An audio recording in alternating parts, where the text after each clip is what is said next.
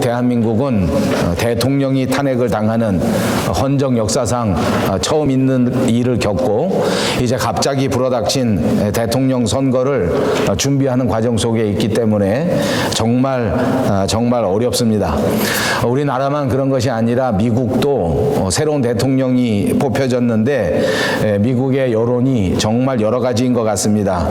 미국 사람들이 대한민국 사람들을 부러워하면서 어떻게 대통령을 탄핵했는가 하는 것에 대한 질문을 종종 한다는 이야기를 들었습니다. 사실인지 아닌지는 모르겠습니다만 많은 미국 사람들이 대통령을 바라보면서 조마조마하게 살아가는 것이 아마 요즘의 현실이 아닌가 싶습니다.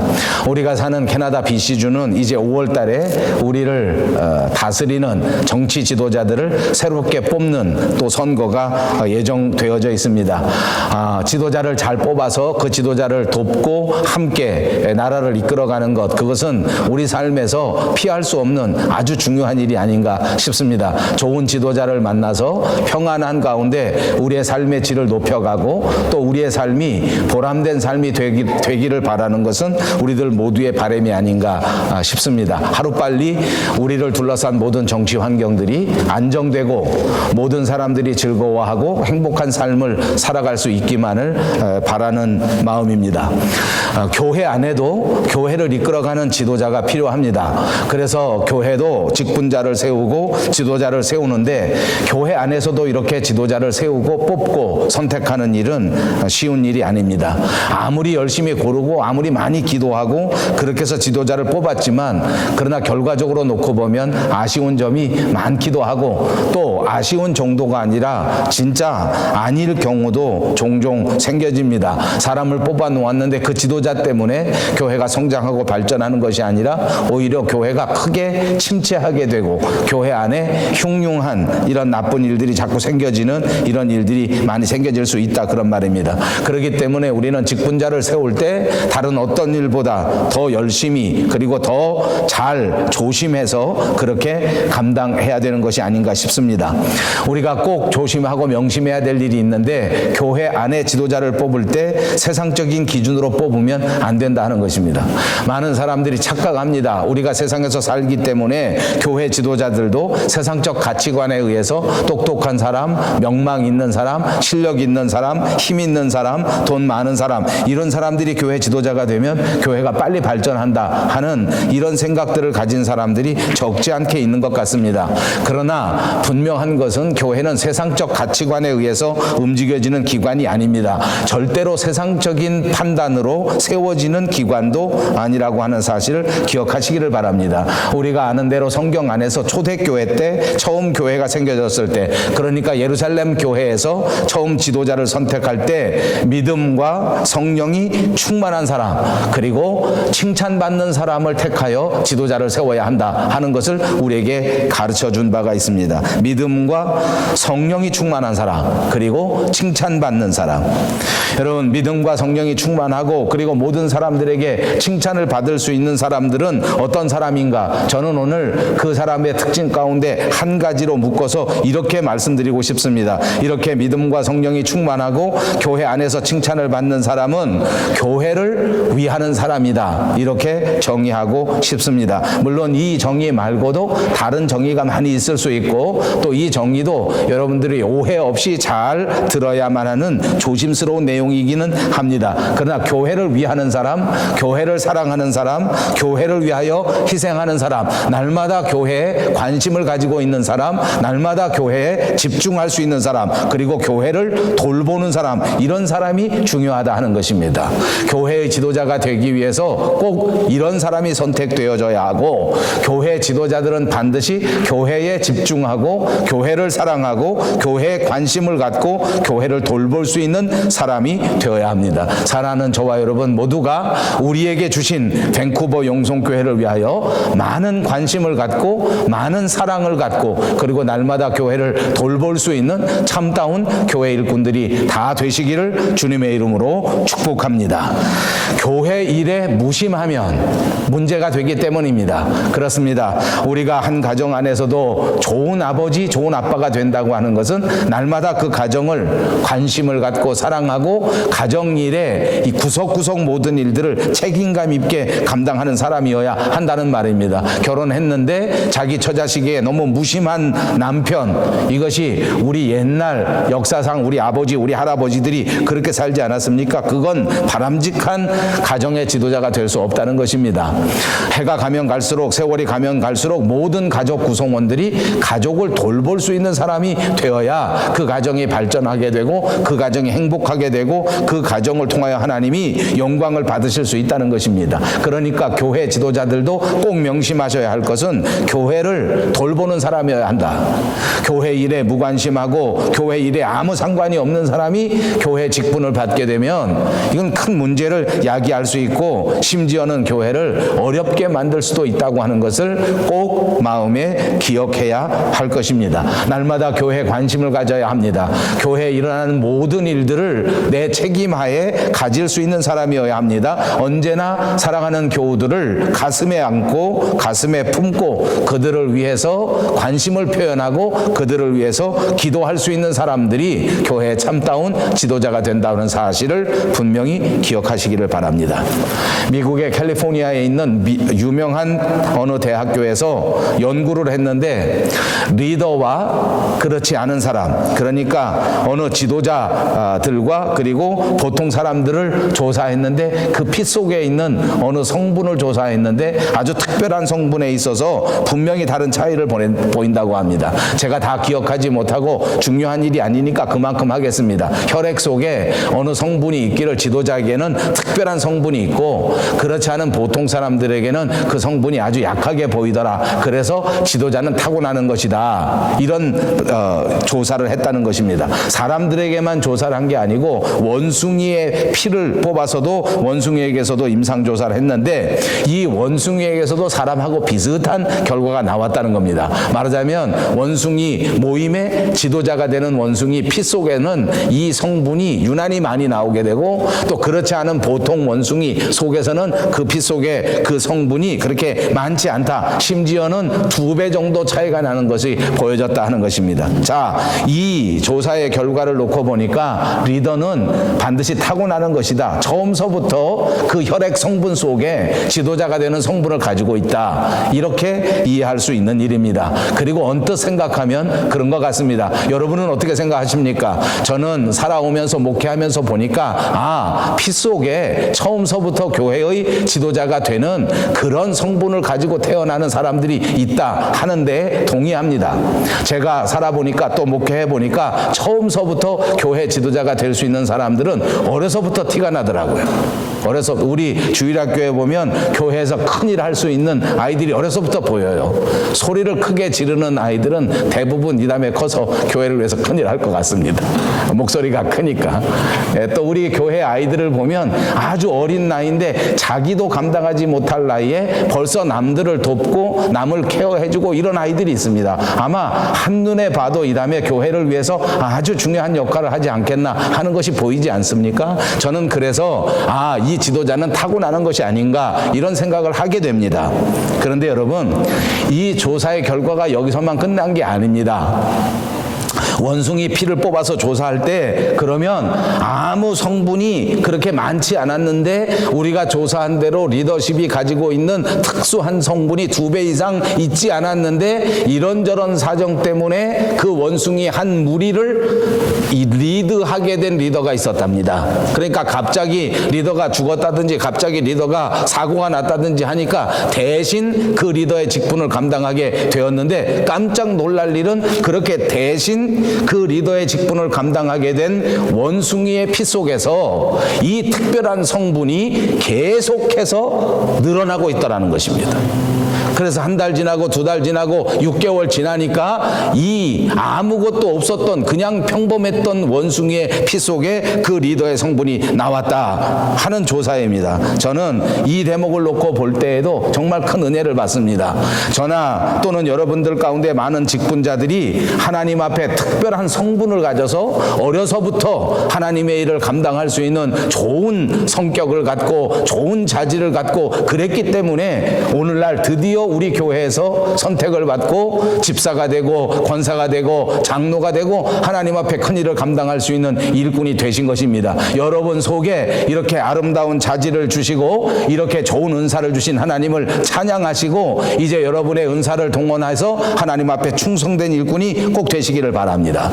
혹시 여러분들 가운데 나는 자격이 없는데, 나는 부족한데, 나는 어려서부터 특별한 것도 없었는데, 그런데 교회에서 억지로 목사님이 시켜서 집사가 되고 사람들이 억지로 투표를 해줘서 권사가 되고 장로가 됐다고 생각하는 분 있으시면 그런 분들도 실망하실 일이 아닙니다. 이 원숭이처럼 여러분들이 집사의 직분을 감당하는 동안, 권사의 직분을 감당하는 동안, 장로의 직분을 감당하는 동안 하나님께서 여러분을 특별히 붙잡으셔서 이 모든 성분 가운데 이런 지도자가 될 수 있는 또는 훌륭한 지도자로 하나님 앞에 인정받을 수 있는 그런 영성을 하나님께서 나중에라도 여러분에게 충분하게 충만하게 내리워 주신다고 하는 사실을 믿으시고 하나님 앞에 감사하시기를 바랍니다. 오늘 성경 본문에 나오는 장로 그리고 감독, 이것은 초대교회에 있었던 교회의 리더십입니다.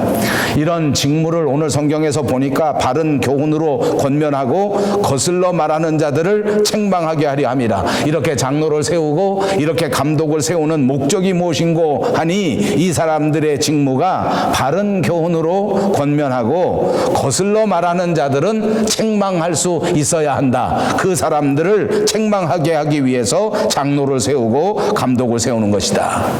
여러분, 우리는 지난 시간에 칭찬이라고 하는 것을 말씀드렸습니다. 우리가 살아가면서 칭찬을 잘 해야 하고 칭찬을 잘 받기도 해야 된다 하는 말씀도 제가 드린 바가 있습니다. 그렇습니다. 칭찬은 고래도 춤추게 하는 것입니다. 그러니까 늘 우리 자녀들을 칭찬하고 늘 우리 이웃들을 칭찬하고 우리 가족들을 칭찬하는 것은 정말 소중한 일입니다. 여러분 꼭 그렇게 살아가시기를 바랍니다. 그런데 오늘 한 걸음 더 나가서 이 직분자들은 칭찬하는 직분이 아니라 권면과 책망을 해야 되는 직분입니다.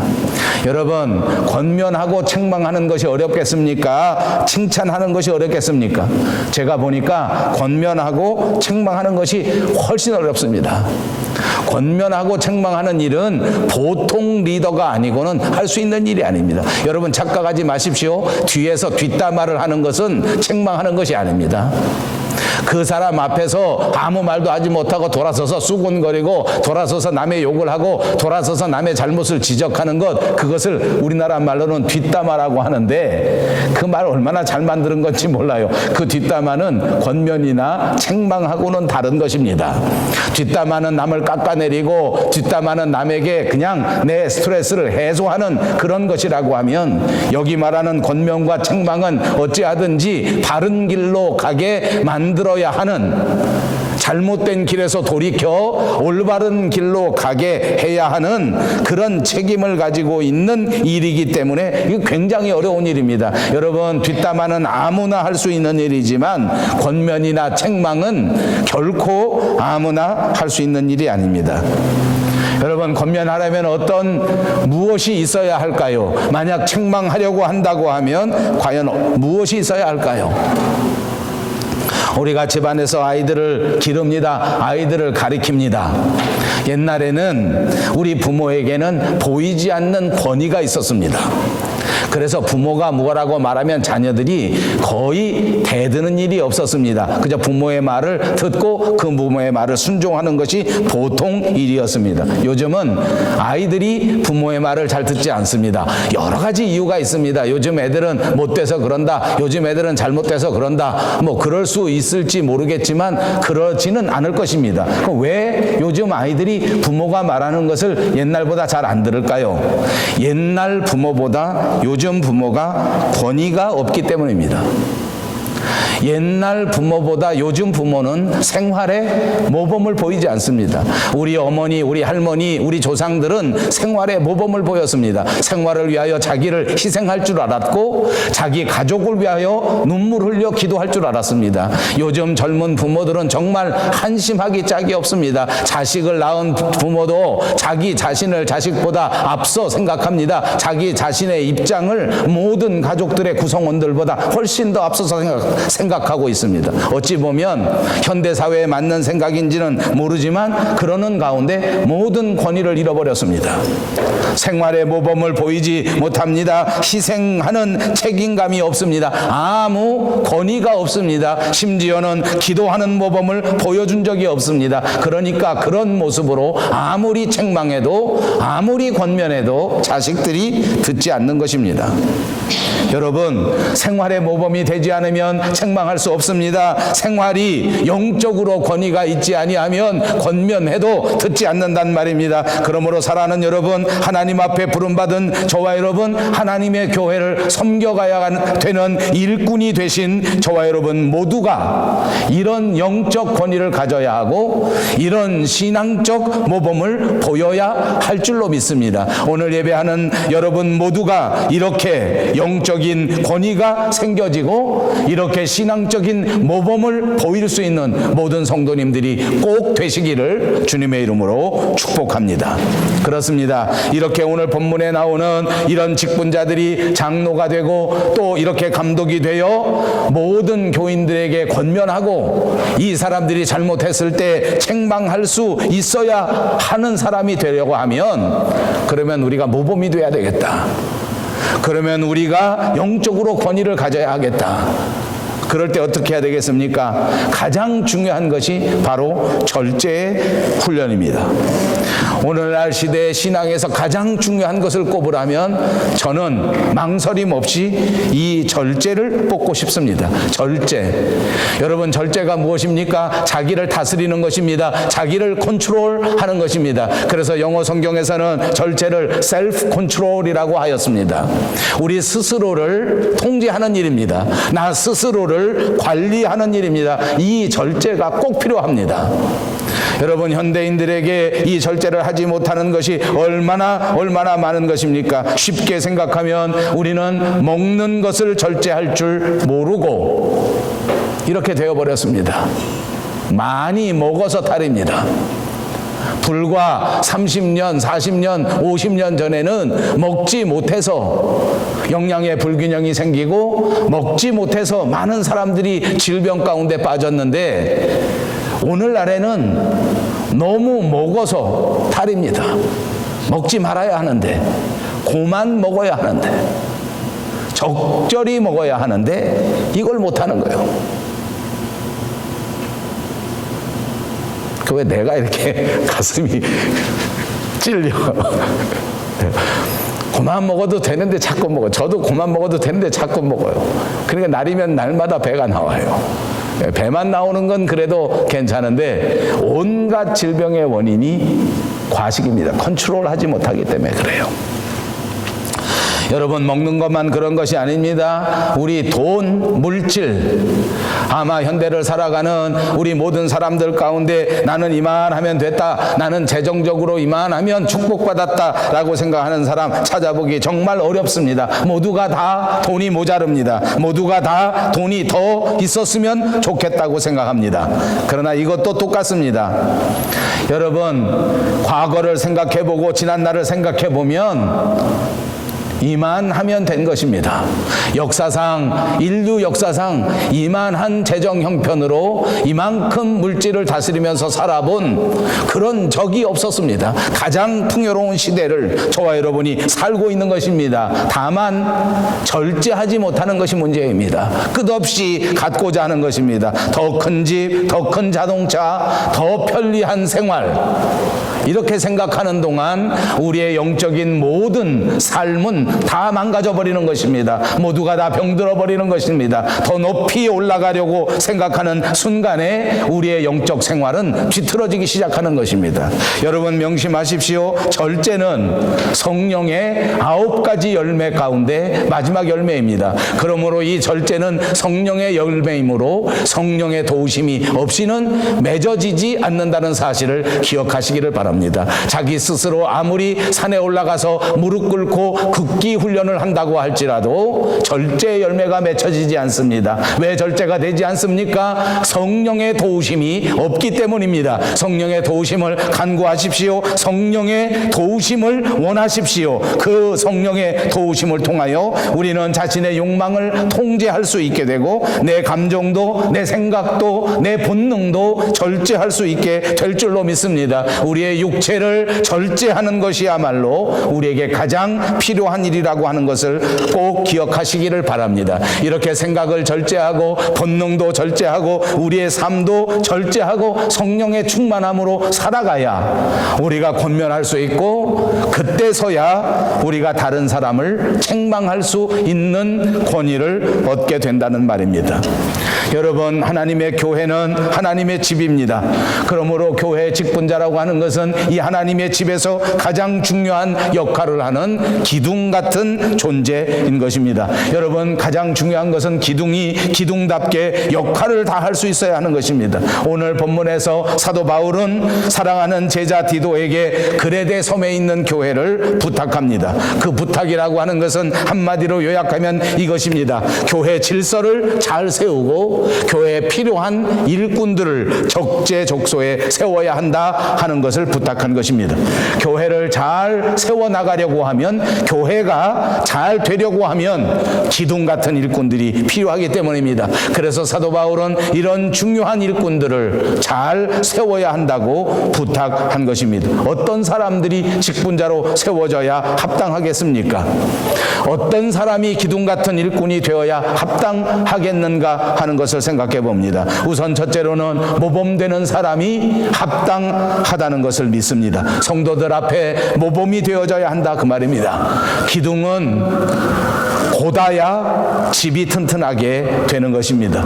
우리 교회 안에서 직분자가 된다고 하는 것은 모든 사람들의 기대 가운데 선택되는 것입니다. 장로님을 선택할 때 교인들은 장로들에게 기대한단 말입니다. 권사님을 선택할 때 온 교우들이 권사님에게 기대하는 것이 있습니다. 무엇이겠습니까? 신앙생활을 잘하는 것입니다.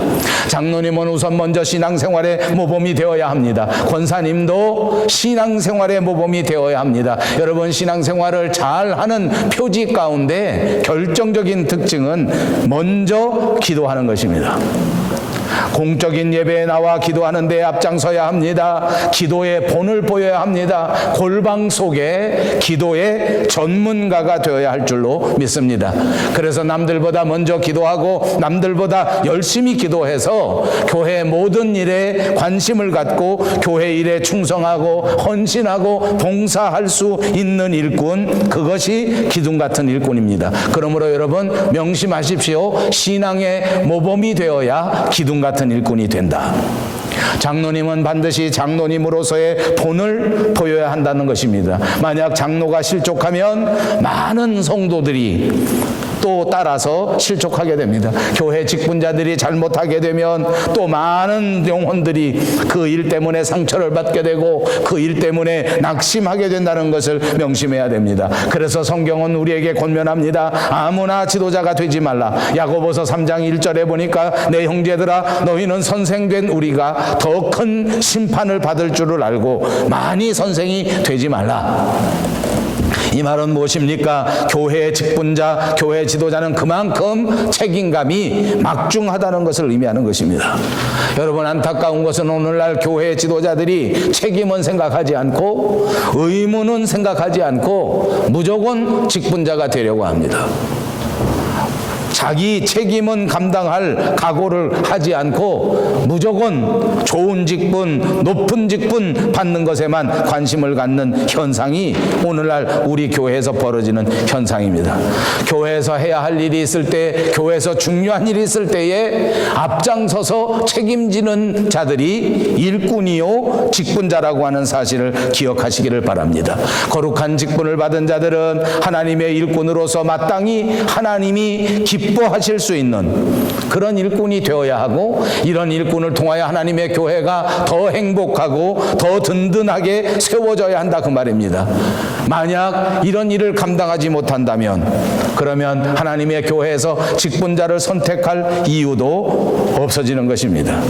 여러분 생각해 보십시오. 만약 여러분이 경영하는 사업장에서 직원을 선택했는데, 직원을 뽑았는데 그 직원이 충실하게 일하지 않는다면, 만약 그 직원이 열심히 일하지 않는다면 여러분은 어떻게 하시겠습니까?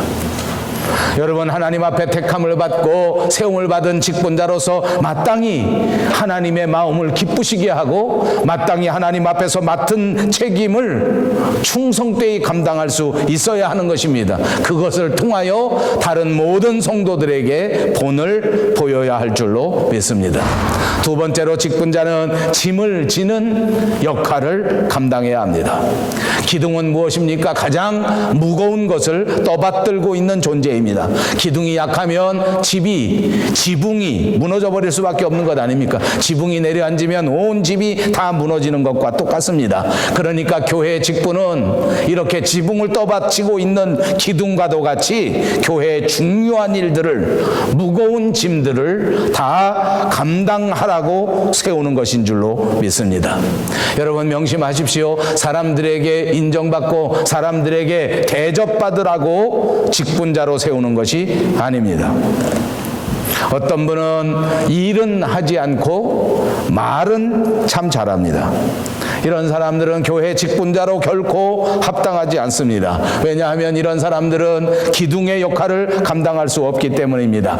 모든 직분은 짐을 지는 것이다. 명심하시기 바랍니다. 분명히 깨달으시기를 바랍니다. 영광과 존경은 책임을 다하는 사람에게 따라오는 것입니다. 하나님의 교회에서 책임을 다하고 하나님의 교회에서 모범을 보이면 하나님께 영광이 되고 하나님께서 그 사람을 영광스럽게 할 줄로 믿습니다. 반드시 하나님의 교회를 위하여 눈물 흘리고 땀 흘리는 일꾼이 꼭 되시기를 주님의 이름으로 축복합니다. 교회의 모든 일들을 먼저 감당하고 먼저 책임지는 직분자들이 다 되시기를 주님의 이름으로 축복합니다.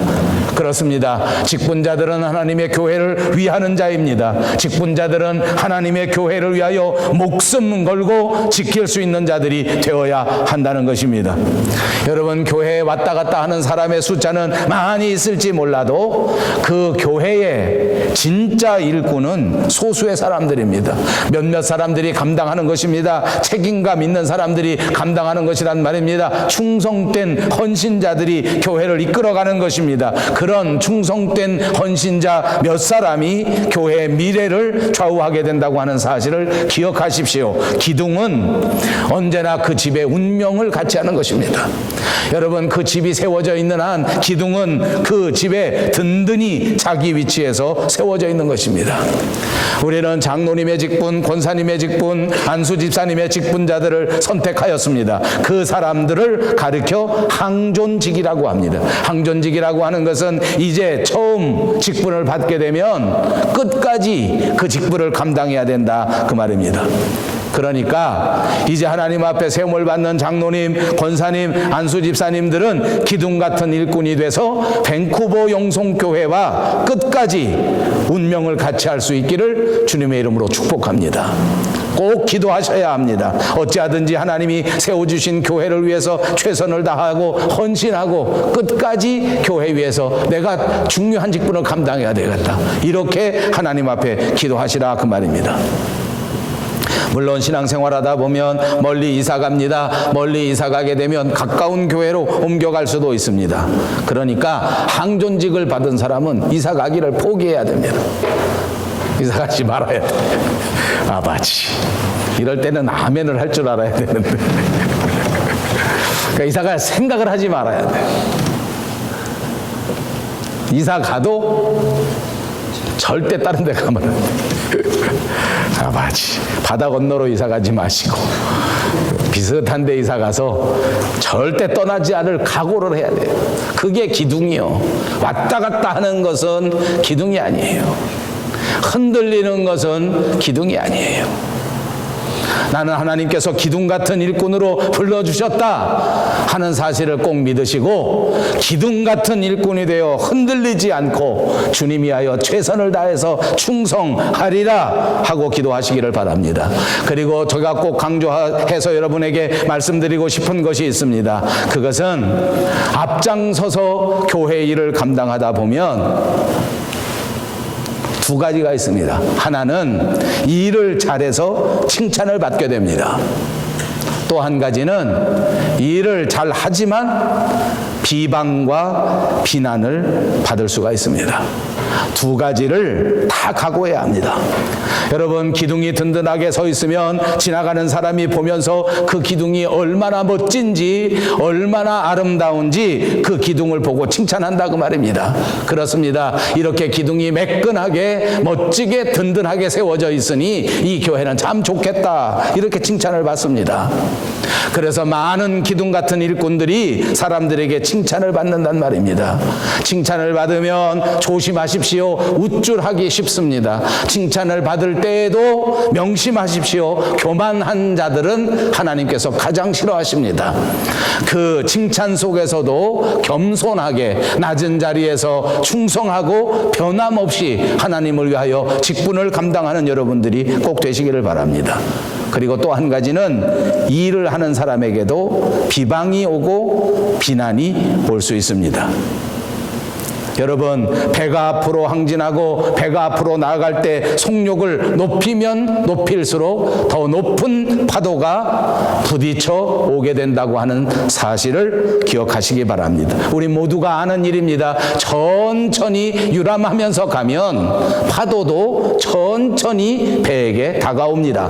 그러나 배가 속도를 내고 빨리 달려가려고 하면 파도도 더 강하게 부딪혀 올 수밖에 없다는 것입니다. 여러분, 이 사실을 분명하게 깨닫습니다. 이 분명하게 깨닫고 결코 비난과 비방에도 넘어지지 말고 쓰러지지 말고 뒤돌아가지 마시기를 바랍니다. 누구나 이런 일을 당합니다. 누구나 칭찬을 받고 누구나 비난을 받습니다. 누구나 칭찬받고 우쭐해서 교만해지는 잘못을 범하는 경우가 많습니다. 다시 말씀드립니다. 하나님은 교만한 자를 제일 싫어하십니다. 그래서 겸손해야 합니다. 또 하나, 비난과 비방도 반드시 지도자에게는 따라오는 일이라 그 말입니다. 누구도 피할 수가 없습니다. 저도 목회하는 동안 또 신학교에서 사역을 감당하는 동안 안타깝게도 자기 스스로의 입장에 따라서 저를 비난하고 비방하는 사람들이 있습니다. 저도 감당하는 동안, 주의 일 감당하는 동안, 가정을 지켜오는 동안 이유 없이 다른 사람들에게 비난받고 비방받을 수 있습니다.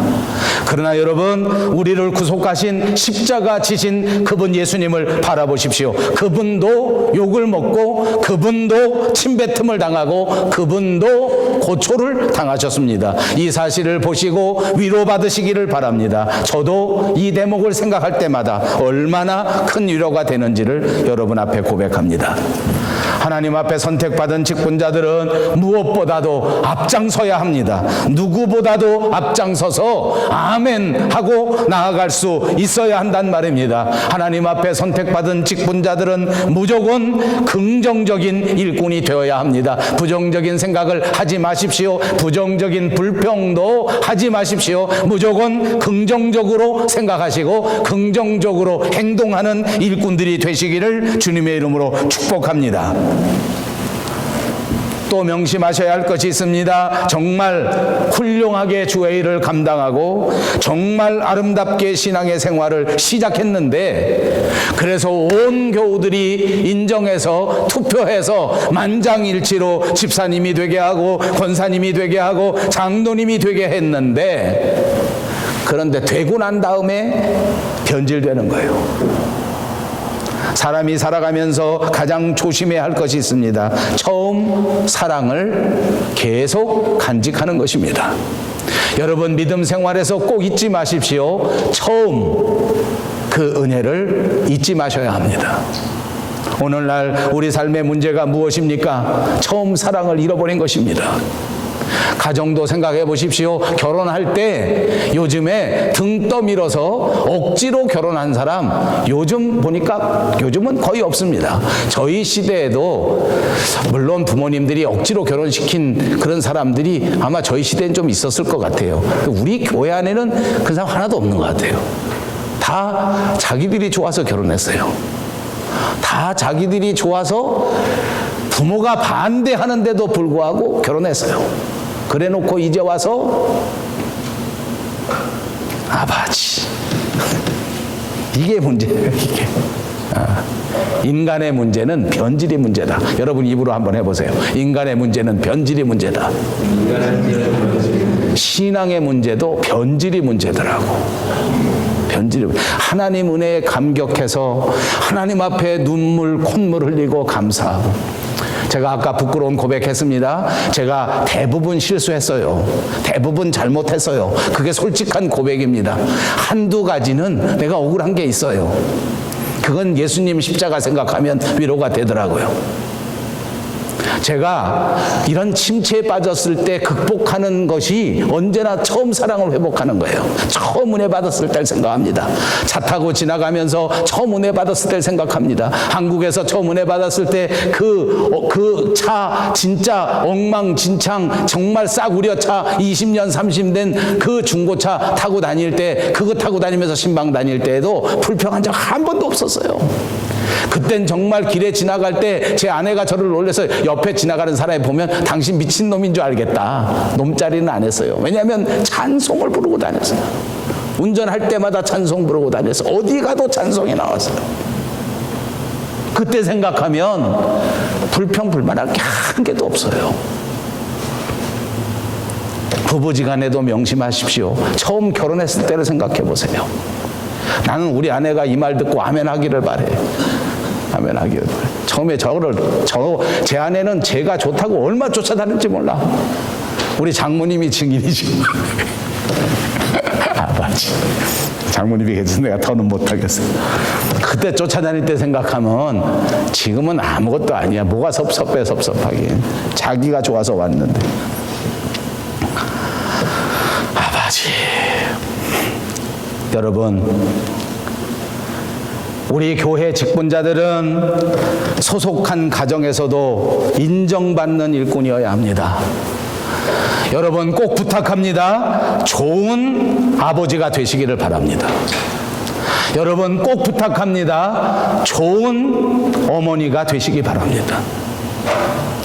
이제부터 남은 여러분의 평생 좋은 아버지가 되시고 좋은 어머니가 되시고 반드시 성공하시기 바랍니다. 결혼하셨습니까? 좋은 남편이 되십시오. 좋은 아내가 되십시오. 절대로 비난받는 자녀들은 되지 마시기 바랍니다. 사랑하는 여러분, 하나님 앞에 직분을 받고 교회 일을 감당하려고 하면 여러분의 성격이 원만하시기를 바랍니다. 다른 사람들과 너무 부딪히면 안 되는 것입니다. 오늘 본문을 보십시오. 너무 부딪히는 사람은 자기 고집이 세기 때문이라고 합니다. 그렇습니다. 저도 살아보니까 세상 사람들의 가장 큰 문제는 고집입니다. 얼마나 고집이 센지 모릅니다. 서로 고집입니다. 그러니까 다른 사람의 의견을 듣지도 않습니다. 다른 사람의 의견을 고려하지 않습니다. 그러면 결코 다른 사람과 좋은 관계가 될 수 없습니다. 여러분, 성격이 원만한 사람은 화를 급히 내지 않습니다. 화를 급히 낸다는 것은 속이 그만큼 비어있기 때문입니다. 그릇이 비어있기 때문에 화를 내는 것입니다. 인격이 모자르기 때문에 화를 내는 것입니다. 빈 항아리는 조금만 두드려도 쿵쾅쿵쾅 소리가 납니다. 물이 가득 찬 항아리는 두드려도 별로 소리가 나지 않습니다. 그러니까 우리 직분자들은 우리 마음속에, 우리 인간 속에 하나님의 말씀이 충만하게 채워져서 세상의 유혹으로 아무리 두드려도 별로 소리가 나지 않는 사람이 될 때 하나님이 기뻐하시는 직분자가 된다는 사실을 기억하시기를 바랍니다. 마지막 한 가지는 직분자들이 신앙적인 문제를 풀어가야 한다는 사실입니다. 우리가 감당하는 교회의 일은 하나님의 일입니다. 하나님의 일은 신앙의 일이란 말입니다. 교회의 모든 일들을 믿음으로 감당하시기를 바랍니다. 교회의 일은 반드시 신앙으로 해결하는 일이라는 사실을 또 명심하시기를 바랍니다. 사람들이 착각합니다. 교회에서 일어나는 모든 일들을 아침에 조기 축구에서 일어나는 일들과 비슷하게 생각합니다. 그래서 교인들끼리 서로 친분을 쌓기 위해서 골프 대회를 하고 낚시 대회를 하면 좋겠다. 우리 축구 모임에서 이런 걸 해보니까 너무 좋더라 하고 하는 사람들이 있습니다. 다 틀렸다는 말은 아닙니다. 그러나 여러분, 교회 일은 믿음으로 하는 것입니다. 교회 사람들이 모이면 다른 사람들을 위해서 기도하는 일을 먼저 감당해야 합니다. 교회 사람들이 모이면 먼저 하나님을 찬송하는 일에 집중하여야 하는 것입니다.